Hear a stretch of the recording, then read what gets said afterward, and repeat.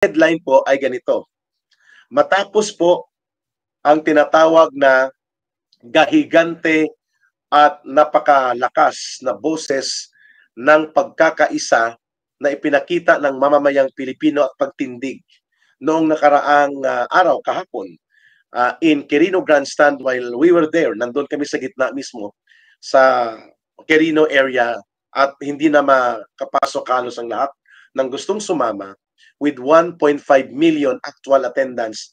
Mahigit kumulang dyan sa area ng Quirino and Lunita area ay mga mahigit kumulang din, may mga 500,000 pa na kumilos sa iba't ibang panig ng bansa. So, ang ating objective estimate, mga umabot po, Bong Condino, taga 8th Infantry Division, Samar.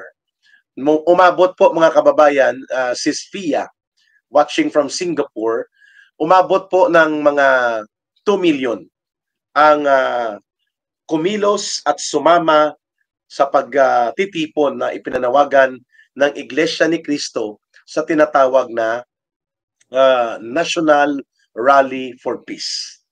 Pagkatapos po nito ay nayanig ang pamunuan ng gobyerno at administrasyon ni Bongbong Marcos.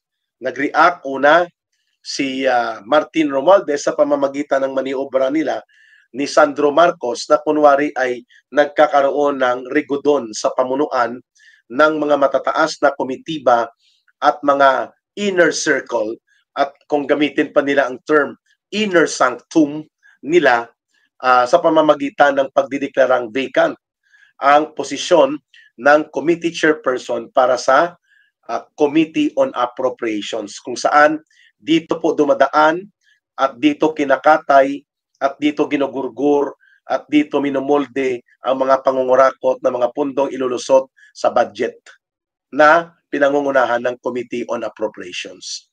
At ang tinanggal, hindi naman niya inaamin, pero unceremoniously ay yun talaga ang epekto. No? Hindi na siya pinaharap doon si Saldico ng party list o Bicol na taga Bicol din at nangungunang malaking kontraktor ng maraming mga proyekto sa ating bansa. Ayun, tinanggal siya sa Committee on Appropriations na ito pong slaughterhouse. Ang Committee on Appropriations ay slaughterhouse. Dito po kinakatay ang budget at dito nila pinaglalaruan ang pundo at kaba ng bayan sa Committee on Appropriations. Siyempre, order yan ni Speaker of the House at of course, kinokonsenti ni Mr. Marcos. Kaya ang Committee on Appropriations, yan po ang tinatawag na slaughterhouse o katayan. Diyan kinakatay ang budget according sa kung ano ang direksyon ng kanilang kukurimbatin sa ating kabanang bayan at palulusutin nila yan dyan. And then ang Senado ay rubber stamp na lang yan. Wala naman silang nagagawa sapagkat nakikipagsabwatan na rin sila sa pagkatay ng mga budget o ng pundo ng kabanang bayan. Okay. So, ito po ay isang daglian na damage control na ginawa ng pamunuan ni Martin Romualdez at pinadaan kay Sandro Marcos, no? Na ginawa nila, diniklara nilang open o vacant ang committee chairmanship sa Committee on Appropriations. Pero ngayon kaninang araw na ito, lumabas pala na nagrigodon di kurakot lang ang umikot mula sa isang inaakusahang nangungurakot at pinuno ng pangangatay sa mga budget ng kabanang bayan at pundo ng mamamayan, pinalitan ng isa pang itinuturo din na walang kahihiyan at makapal ang apog na mag-display ng kanilang questionably na malamang sa malamang ay ill-gotten wealth na uri ng kanilang mga kagamitan, mga mahigit 2 milyon na mga brand ng mga bag, mahigit 2 milyon na brand ng relos, na nung dati ay nakasakay lang ito sa tricycle nang nagpapakilala pa siyang si Teacher Stella siya. Ngayon, terrible. By the hundreds of millions ang yaman nila na hindi mo maiisip kung saan nila yan pinagkukuha maliban sa mga pinangurakot nila sa kabanang bayan. Mga kababayan, maliban sa pinangurakot nila sa kaban ng bayan, ano po ang legitimate income nila? Magkano lang ang sweldo nila? 240, 280,000 a month. So ang isang taon mo niyan, hindi ka naman dyan lalagpas na mga 4 o 5 milyon kada taon.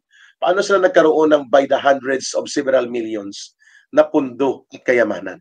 Klarong-klaro, no? Queen of Hermes at Rolex. Kilala na. Altits, no? Athletes. Teacher daw. Woohoo! Booking na kung sinong pumalit. So yan po ay panloloko. Kunwari, pinalitan itong controversial na namumuno ng Committee on Appropriations at ang pumalit ay mas lalo pang controversial. So nagkamali po sila para utuin o lokohin ang taong bayan. At pangalawa po na nag-react, hindi lamang dito ang rigudon ng mga ngatay sa pundo ng bayan na kunwari may pagbabago, yun pala, sila pa rin. Hello ka Eric, kami po yung nagpa-picture sa iyo sa Quirino Grandstand. Christian Neil. Thank you, Christian. Yes, salamat. At the mother of all crocs, si Crocste. Si Crocste. Si Boy Dracula, wala na. Prayer warrior. Dapat kasuhan sila ng plunder. Tama, dapat. Kung papalarin si Ka Eric, ako po ay payag na manguna sa pagsusulong na gawing capital offense talaga yung plunder na ito at may kaparusahang bitay. No, kasama dapat ito sa mga binibitay na kasalanan. At ang kaparusahan ay bitay. I agree to that. Para po hindi pa marisan ang mga kurakot at walang puso at wala ng matinong kaisipan na mga mandarambong na mga politikong pumapasok sa gobyerno. Lalo na ang mga malalaking mga nangungurakot at nandurubo sa kaban ng bayan.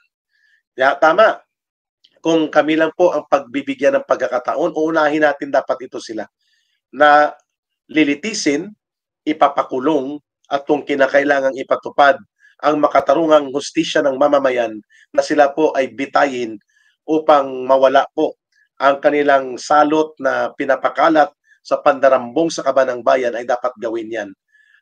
Pero syempre, wala pa tayong existing ngayon na death penalty.